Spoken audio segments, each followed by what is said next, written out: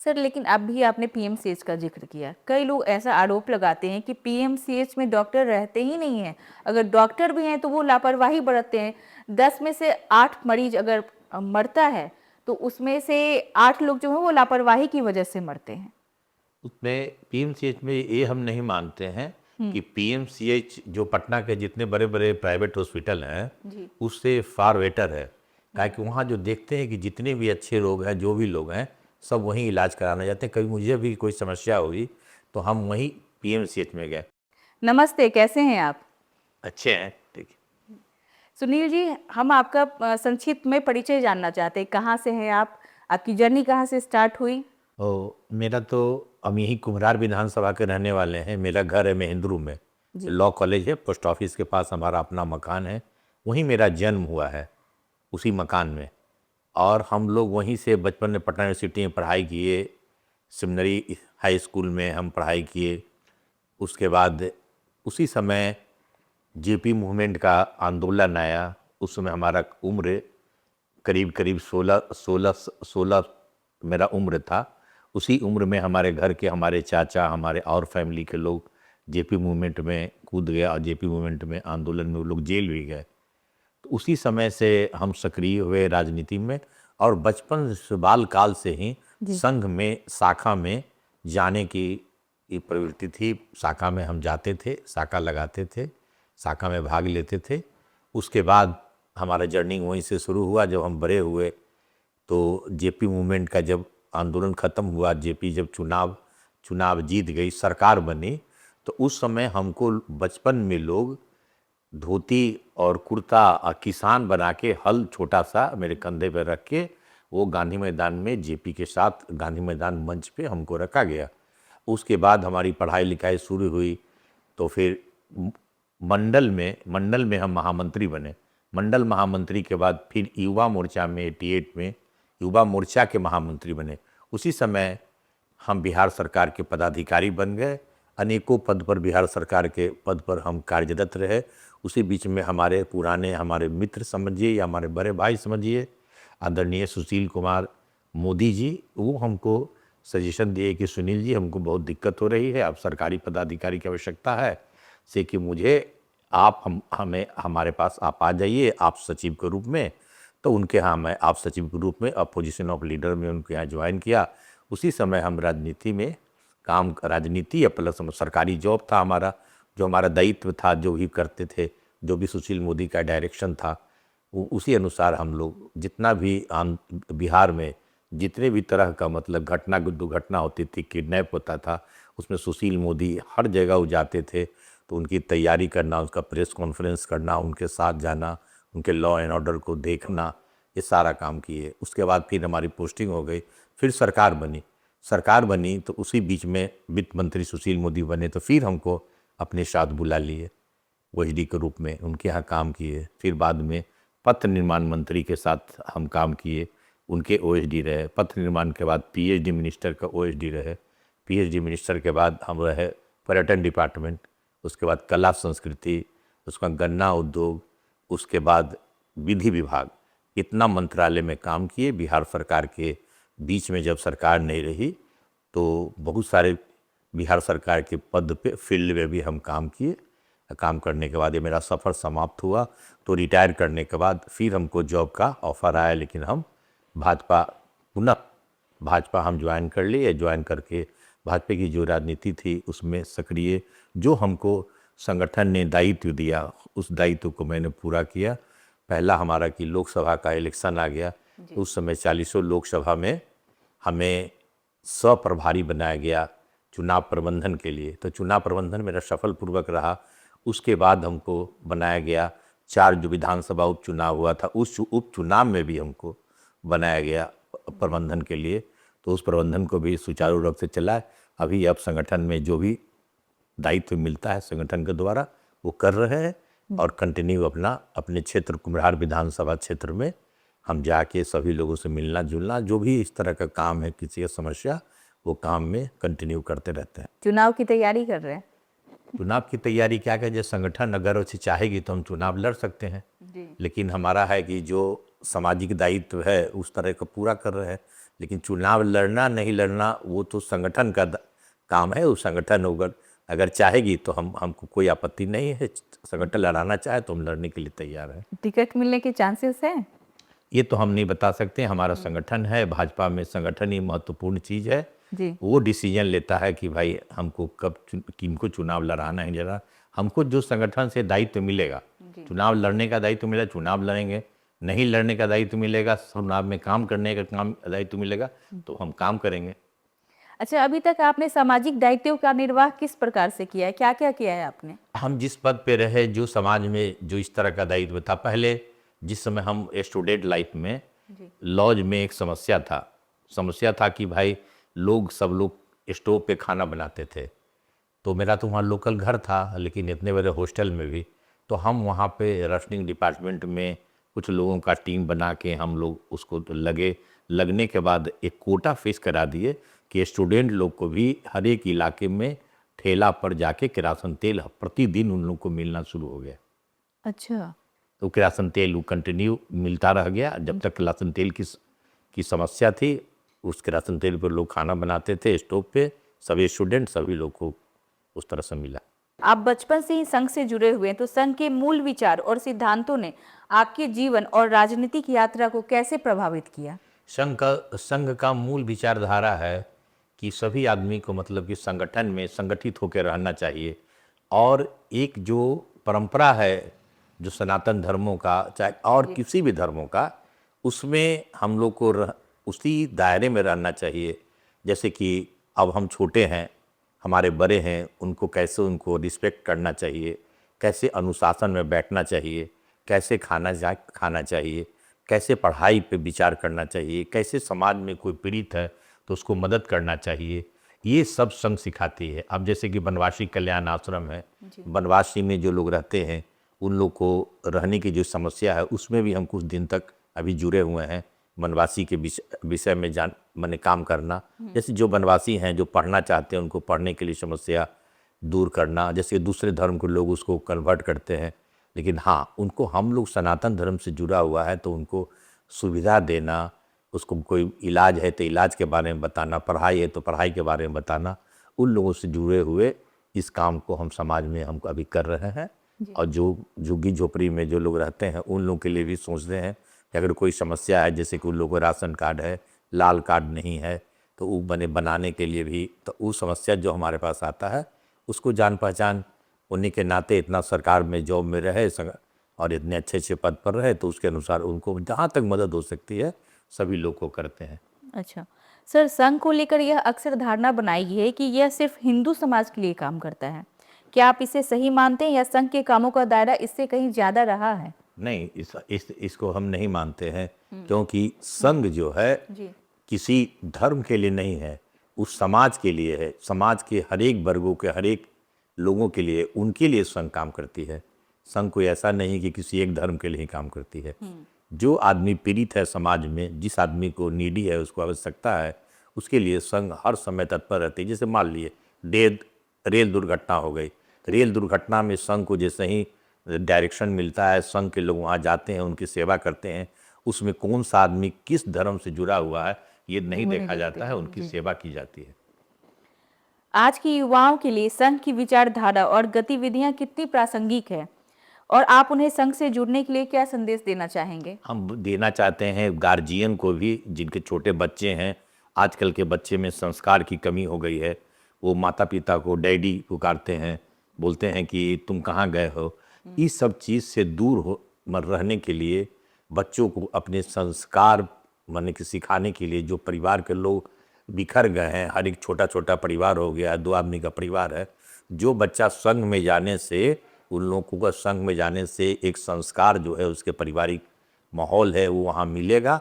और वो senior junior को किस तरह से रिस्पेक्ट करना है, वो सब भावना वहाँ मिलेगी। मैं बच्चों को यही मैं बताऊंगा कि आप संघ से जुड़ें। संघ एक अच्छा विचारधारक है, वहाँ किसी भी गलत प्रकार की कोई भी चीज़ नहीं सिखाई जाती है। आप कई मंत्रियों के साथ विशेष कार्य अधिकारी, जिसको ओएसडी भी कहा जाता है, कार्यरत रहे। क्या आप बता सकते हैं कि इस पद का क्या महत्व है और ओएसडी के रूप में आपकी क्या क्या जिम्मेदारियां थी? देखिए, मंत्री में विशेष कार्य पदाधिकारी होता है। जी। जो मंत्री का जो भी दायित्व होता है, सरकार का जो भी काम आता है, जो सरकार गवर्नमेंट चाहती है इस काम को हम इम्प्लीमेंट करें, तो उसमें मंत्री को सहयोग करने के लिए ओएसडी होता है। उनको उनको देखना, जो डायरेक्शन मिलता है इनको स्कूट कराना, उसको काम को कराना, यही उनका दायित्व है। अच्छा, ओएसडी की सैलरी कितनी होती? ओएसडी की सैलरी नहीं होती, ओएसडी के जो होते हैं, जिस पद पे जो रहते हैं उस पद का सैलरी मिलता है।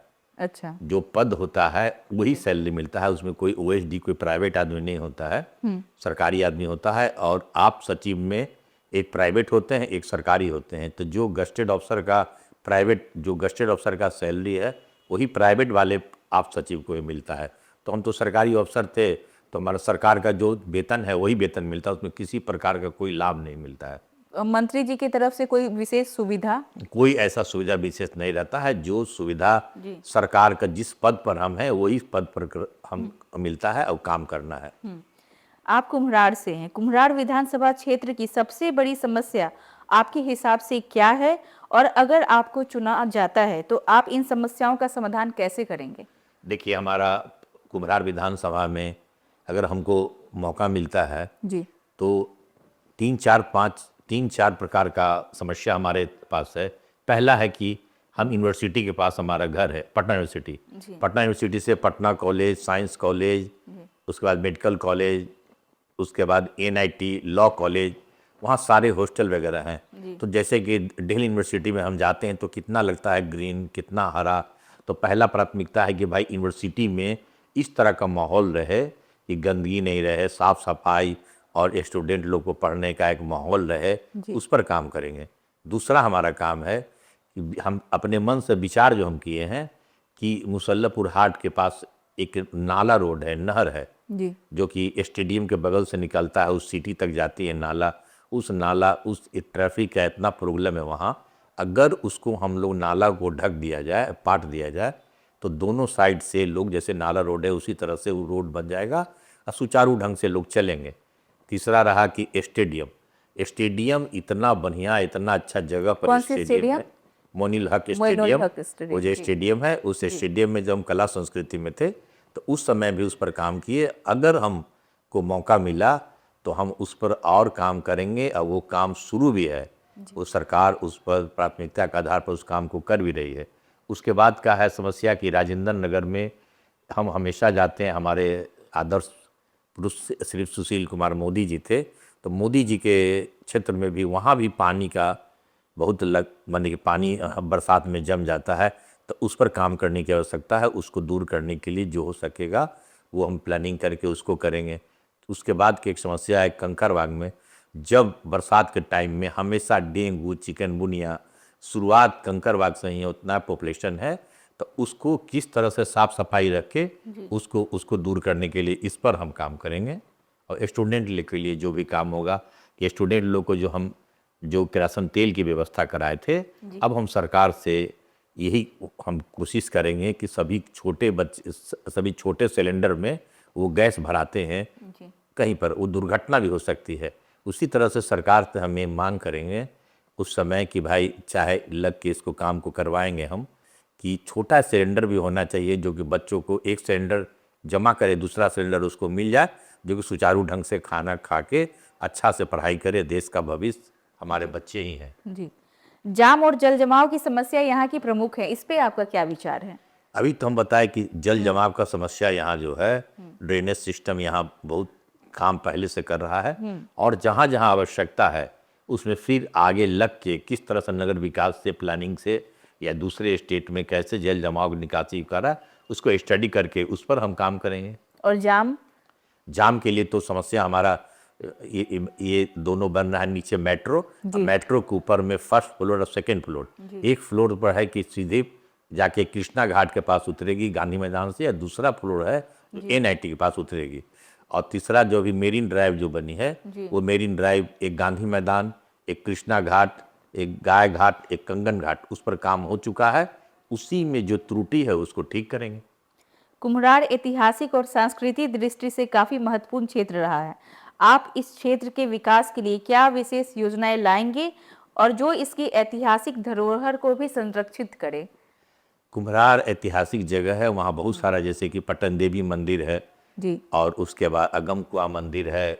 कुम्हरार में राजा अशोक का वो किला, वो जगह 80 है। खंभों वाला जो सभागार है। हाँ, सभागार, जी। उस सब पे हम लोग बनने की इस तरह से काम करेंगे, जो कि पटन देवी पे सरकार काम कर भी रही है। जी।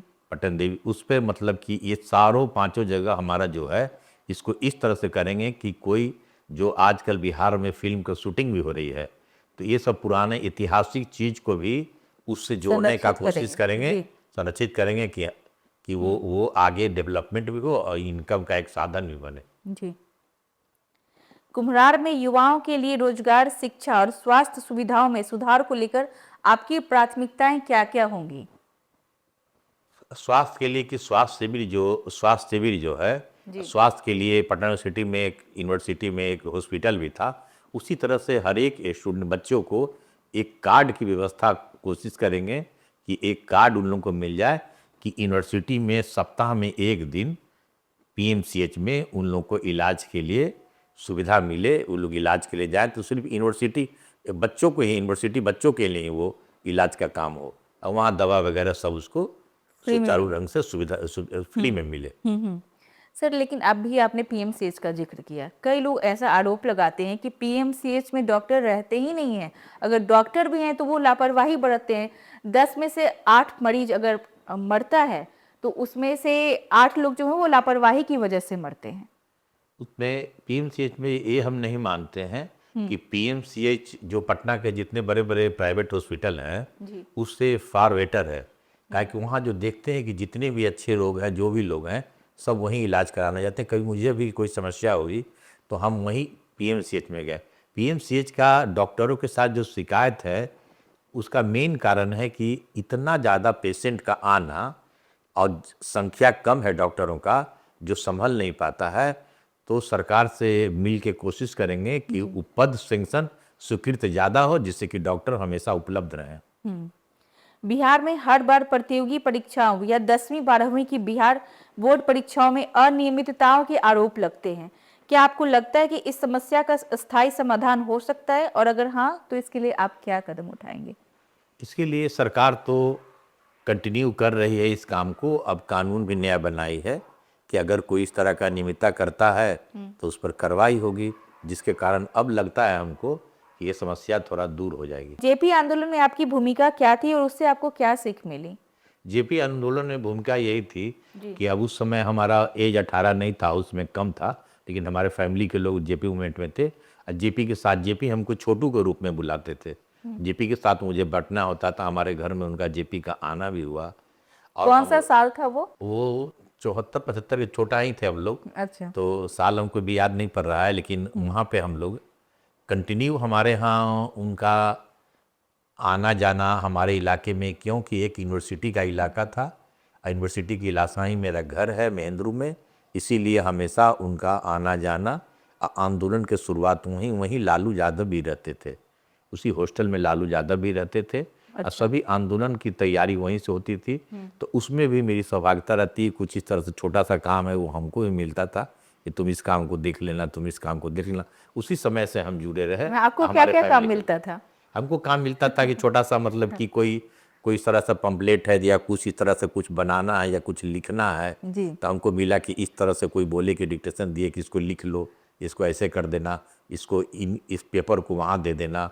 तो उस समय भी हम ये काम में जुड़े रहे। मतलब आप पढ़ाई लिखाई में इतने अच्छे थे कि आपको बचपन से ही ये जितने भी ऑफिशियल काम होते लिखने पढ़ने का वो आपको सौंपा जाता था? हाँ, वैसा मैंने कि था ही, मैंने वैसा वैसा नहीं था। हाँ। लेकिन हमारा हमारा काम यही था कि हम बच्चा थे, जी। तो मैंने कि जो कुछ मिला, पेपर लिखना है या पेपर को पढ़ के बताना है, जिसमें मतलब कि आज ये निकला, आज निकला, ये पेपर में समय के अभाव उन लोगों के पास था, तो भी काम करते थे। और फिर सुशील मोदी का पोजीशन ऑफ लीडर में भी आने के बाद भी काम हमको मिला कि अच्छा। सभी पेपर पढ़ के कौन सा इंपॉर्टेंट न्यूज है उसको देखना। जी।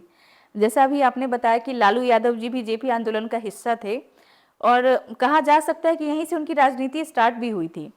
क्या उस समय की कोई ऐसी अनसुनी और रोचक कहानी है जो आपने देखी या सुनी हो?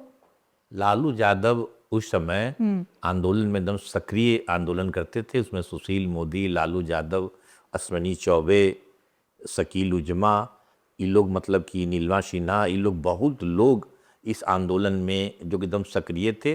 और लालू यादव को 2 दायित्व मिलता था और वो सक्रिय काम करते थे। उस समय उनका काम करने का तरीका ये बहुत अच्छा था और पटना यूनिवर्सिटी के वो लीडर भी थे, इसलिए वो जो बोलते थे लोग उनकी बात को मानते थे और सभी बच्चे, सभी स्टूडेंट उनके साथ रहते थे। वो और सुशील मोदी दोनों साथ इस आंदोलन को अंजाम दिए। अच्छा, जेपी आंदोलन के समय लालू यादव को जो सामाजिक व्यक्तित्व था, क्या आपको लगता है कि वो आज भी है और समय के साथ उसमें कोई बड़ा बदलाव आया है? नहीं, लालू यादव के जो उस समय का व्यक्तित्व था आज के व्यक्तित्व में बहुत अंतर है। जी। जैसे कि अब वो ऐसा दिखने को नहीं मिलता है। जो पावर में आने के बाद बहुत सारा दुरुपयोग किए, वो हमको बताने की आवश्यकता नहीं है, वो सभी लोग जानते हैं, उस पर हम बोलना ठीक नहीं है। लेकिन अब वो मतलब कि उस तरह दोनों में अंतर है। उनकी पार्टी के लोग ये भी कहते हैं कि वो घोटाला सिर्फ लालू यादव जी ने नहीं किया था, उनके साथ 25 लोग 26 लोग और थे। बाकी लोगों का नाम क्यों नहीं किसी ने लिया, आज तक क्यों नहीं लिया जाता है? लालू यादव को लोग क्यों हमेशा दोषारोपण करते हैं?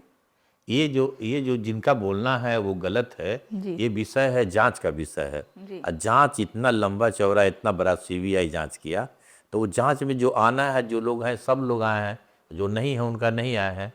तो ये हम लोग बता नहीं सकते हैं, ये तो जांच का विषय था और जांच में सारी प्रक्रिया, सारी चीज हो चुकी है। जी। आज की युवा पीढ़ी को जेपी आंदोलन से क्या सीखने की जरूरत है और क्या आप मानते हैं कि वैसा आंदोलन आज के समय में भी संभव है या होना चाहिए? जेपी आंदोलन में बच्चों को एक सीख मिलता है कि अपने अधिकार के लिए हमेशा आवाज़ को उठाएं, उसको कोई गलत उपयोग नहीं करें, कोई ऐसा नहीं करें जिससे कि किसी को हानि हो जाए, लेकिन अपनी आवाज़ को उठाने का वहीं से बल मिला कि नहीं, हमारे साथ ये समस्या है, हमारे पढ़ाई में दिक्कत हो रहा है, हमारा क्लास नहीं हो रहा है, लाइब्रेरी में बुक नहीं है। तो इस तरह की जो भी बात हो, बच्चों को उठाना चाहिए। ये जेपी से हमको मिला सीख। अच्छा, आप प्रशांत किशोर के बारे में क्या कहना चाहेंगे? कैसे नेता हैं वो? उनके बारे में उतना हम अच्छा, जानकारी आपको ऑफर नहीं मिला सर कि आइए मेरे पार्टी में जुड़ जाइए, आप तो काफी काम किए, काफी सक्रिय हैं? मिला है। मिला है, आप गए नहीं? नहीं, नहीं जाना चाहते हैं? नहीं, हम तो मैंने बचपन से संघ में रहे, विद्यार्थी जी, परिषद में जी। रहे। जो दायित्व है, जी। जो मिलेगा पार्टी के द्वारा, वो हम करेंगे। जी। ये नहीं कि हमको चुनाव ही लड़ना है। हाँ। चुनाव लड़ने के जो सरकार, पार्टी अगर हमको कहेगी जी। तो दम तन मन से हम उसको लग के हम उसको निकालेंगे, नेता काम भी करेंगे। हाँ, लेकिन नेता और मंत्री तो होते हैं ना कि कभी भी पलट जाते हैं। आपका मन नहीं हुआ कभी छोड़ने का पार्टी? नहीं, कभी छोड़ने का हमारा मन नहीं हुआ।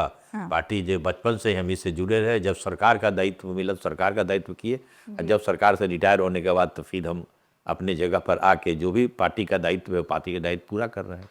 आपकी फैमिली में कौन कौन है सर? हमारे फैमिली में तो हमारे मतलब कि 2 बच्चे हैं, एक बेटी है, एक बेटा है। बेटा यूके में रहता है, बेटी बेंगलोर में रहती है, अच्छा। पत्नी है। जी। यही मेरा छोटा सा परिवार है।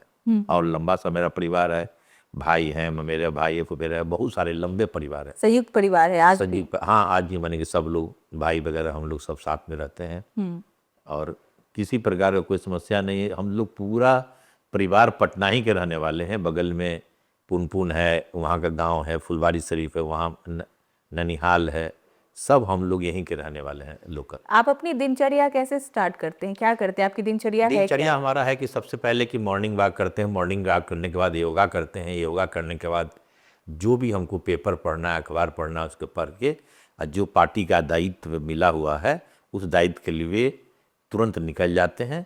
अब वो पूरा करने के बाद ही अपने फिर घर पे आवास में आते हैं। और जो समाज का जो काम रहा, अपने कुम्हरार विधानसभा में किसी को कोई समस्या हो गया या कुछ हुआ या पूजा पाठ है, किसी के यहाँ माने कोई शादी ब्याह है, मरनी हरनी है, तो उस सब में हम सक्रिय हैं और एकदम एक्टिव रहते हैं। ये नहीं कि कभी हम घर में बैठे नहीं हैं, एक दिन भी नहीं बैठे। अगर आप जीतेंगे तो महिलाओं और बच्चों के लिए विशेष क्या करेंगे? महिलाओं बच्चों के ऊपर विशेष काम करेंगे कि भाई जो कि महिला का जो सही दिशा है, उस दिशा में अगर कोई समस्या महिला का आती है तो उसके लिए एक अलग सा एक कार्यालय खोलेंगे और कार्यालय में उनकी समस्या दूर करने के लिए ये करेंगे। आप बच्चों को पढ़ाई पर ध्यान देंगे और अच्छा संस्कार कि वो अपने माँ बाप, पढ़ाई से ज़्यादा सा है कि अपने माँ बाप, अपने उसको बने कि रिस्पेक्ट करना, अपने सीनियर को रिस्पेक्ट करना, वो किसी भी धर्म किसी भी जाति का लोग उसको मतलब ये नहीं, ये दृष्टि से देखना, उसके विषय में भी काम करेगा। सरकार ने तो हर गांव में, हर पंचायत में अगर बोले तो सरकारी स्कूल, मिडिल स्कूल बनवाया है, बिल्डिंग्स भी बनवाए हैं। बट अगर आप जाकर देखोगे तो जो प्राइमरी स्कूल होते हैं ना, वहाँ बेंच तक नहीं है बैठने के लिए। दरी पे बैठते हैं, बोरा पे बैठते हैं, सर्दियों में भी बैठते हैं। अभी भी कुछ ऐसा स्कूल है जिसमें ऐसा समस्या है, लेकिन सब स्कूल में करीब करीब ऑलमोस्ट में है, मैंने देखा है सर। नहीं। हम तो मतलब कि हम भी तो रहे हैं ब्लॉक में, जी। वीडियो वगैरह ये सब रहे हैं, सीओ रहे हैं, ये सब तो देखे हैं कि हर जगह बेंच है, पानी की व्यवस्था है, शौचालय है। अब बहुत सुधार आया है। अब वो लालू यादव की सरकार नहीं है, जब से नीतीश जी आए हैं जी। तब से स्कूल पर, शिक्षा पर हर जगह काम हो रहा है। और ये जो महिलाओं को लेके उल्टी सीधी टिप्पणियां करते रहते हैं उस पर हम कुछ नहीं बोलेंगे, तो हम नहीं जानते। अच्छा, उनका आपको कार्य कैसा लगता है? उनका कार्य बहुत अच्छा है। जी। वो जो ठान लेते हैं वो करते हैं, और उनका पॉजिटिव सोच है। जो भी चाहते हैं आज देते हैं। पटना में जितना डेवलपमेंट है, बीजेपी और जनता दल, नीतीश कुमार जी, सुशील मोदी की दोनों की जोड़ी थी, दोनों के विचार से अपना बहुत अच्छा ही आज दिख ही रहे। पटना का डेवलपमेंट अभी वहीं रहा है, कुछ दिन के बाद और अच्छा दिखेगा आपको। खाली समय में क्या करते हैं आप? खाली समय में पेपर पढ़ने का या मैगजीन कुछ पढ़ने का, लिटरेचर पढ़ने का ही शौक है। लोगों से बात करने का, मिलने जुलने का। खाली समय में मिलने जुलने में भी समय अच्छा मेरा जाता है। एक समय है जो लोग सब लोग आते हैं तो मिलते हैं।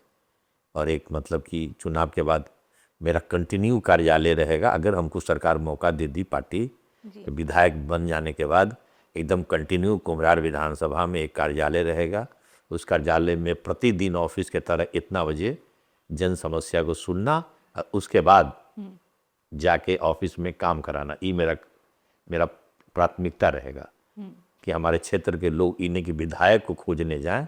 विधायक हमेशा उपलब्ध रहेगा। उसके लिए जो समस्या होगा वहाँ हम उसकी करने के लिए जहाँ तक बन पड़ेगा उस काम को हम करेंगे। लेकिन अक्सर ऐसा होता है सर कि चुनाव के पहले नेता जो होते हैं वो जनता के चरण में होते हैं, और चुनाव जीत जाने के बाद जनता जो है वो नेताजी के चरण में होते हैं। उनके पास कोई समस्याएं भी आती है ना, तो घंटों उनको इंतजार करना होता है। उनका बॉडीगार्ड, अरे अरे अभी बाद में नेताजी ऐसे इशारा करते हैं, हाँ आओ, लेकिन उनका गार्ड जो है उनको पहले से बोला रहता है कि मना कर देना। इस पे हम बतलाना चाह रहे हैं कि ये आदर्श हमको मिला है हमारे श्रद्धेय सुशील मोदी जी से। सुशील मोदी जी जब पहला विधायक बने तो विधायक बनने के बाद एक कार्यालय खोले। कार्यालय में सुबह में इतना से इतना बजे उनका टाइम फिक्स था। वहाँ जिस जनता को आना था वहाँ आना है। टाइपिंग मशीन है, स्टोनो है, सब वहाँ पर टाइप करा के वहाँ पर सिग्नेचर करके डिस्पैच करके, और जो काम होने अब हमसे होने वाला था फील्ड में जाके या किसी पदाधिकारी के साथ, वो नोट करते थे या नोट करके ले जाके वो काम कराने का काम करते थे। उसके बाद उनका दायित्व था कि सप्ताह में एक दिन एक मंडल, एक इलाका में खुद घूमते थे, और एक अपने हाथ में हैंड वाला जो स्पीकर होता था वो लेके घूमते थे कि मैं सुशील मोदी, मैं आपके क्षेत्र में आया हूँ, अगर किसी प्रकार की कोई समस्या है तो आप आए। उन्हीं के आदर्श पर मैं चलूँगा, उनका कार्यालय खोलूँगा, और हर एक सप्ताह में एक दिन एक इलाका में भ्रमण करूँगा कि हाँ किसी की कोई समस्या है तो मैं आपके दरवाजे पर मैं आया हूँ, आप हमें बताएं, और वहीं पर निदान करेंगे। नहीं तो समस्या नोट करके ला के फिर इसको काम कराने का प्रयत्न करेंगे। लेकिन इसमें तो जान की का खतरा भी होता होगा ना, कि अपोजिशन पार्टी है या कोई दुश्मन है, तो इस प्रकार से सार्वजनिक रूप से निकलने पे जान का खतरा भी होता होगा। नहीं, ऐसा कोई जान खतरा नहीं होता है, क्योंकि उन लोगों के साथ होता है जो उस तरह का आदमी है। हमारे साथ है किसी भी दल के लोग हैं, सभी लोगों से मेरा, कोई आदमी से मेरा बैर है ही नहीं जीवन में। ये मेरा न जॉब में हमारा कभी रहा है और न ये रहा। एक नेचर होता है काम करने का, सभी से मिलना जुलना रहता है, जिसके कारण ऐसा हमारे साथ कोई समस्या नहीं है, और ऐसा डर का कभी माहौल ही नहीं है हमारे साथ। अभी भी हम निडर होकर जहाँ जाना है, जहाँ जाते हैं, सभी लोगों से मिलना जुलना है, इसीलिए कोई ऐसी बात नहीं है हमारे लिए।